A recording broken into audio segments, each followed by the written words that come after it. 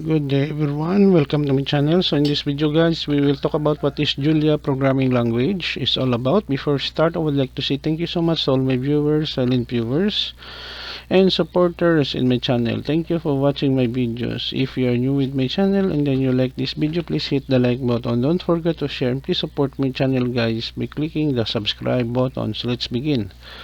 What is Julia programming language? Julia is a high-level, high-performance dynamic programming language specifically designed for technical and scientific computing. It is known for its speed, ease of use, and flexibility. Julia combines the productivity of high-level languages like Python and R with the performance of low-level languages like C and Fortran.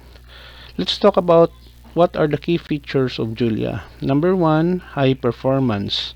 Julia is designed for speed and is often as fast as C or Fortran for numerical and computational tasks.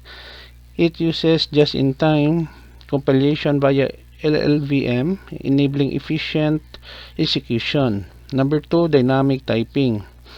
Julia is dynamically typed, make it flexible and easy to use. It also supports optional type annotations for more robust code.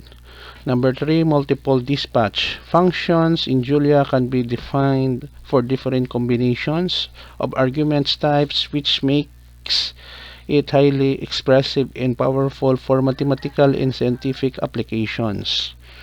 Number 4, built-in package manager.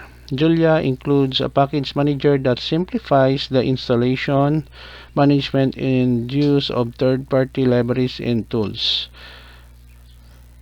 That's number 4. Number 5, numerical and scientific computing. Julia provides an extensive library of mathematical functions, many of which are written in Julia itself and supports parallel and distributed computing. Number 6, interoperability. Julia can call functions written in C, Fortran, and Python, making it versatile and integrative.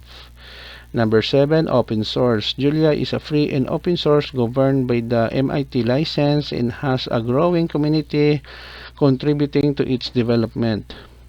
And lastly, number 8, rich ecosystem. Julia has libraries for machine learning, data science, optimization, and more, such as FluxGL for deep learning and Jump.gl for mathematical optimization. When we're talking about the applications in Julia, we have here data science in machine learning, scientific research in simulation, finance and economics, engineering and robotics, optimization and operations research. Okay guys, so this is the end of my report on what is Julia programming language is all about. Thank you so much for listening and watching. Don't forget to like, share, and please support my channel guys if you're new by clicking the subscribe button. See you in the next video tutorial guys. This is your friend Jake saying bye bye for now.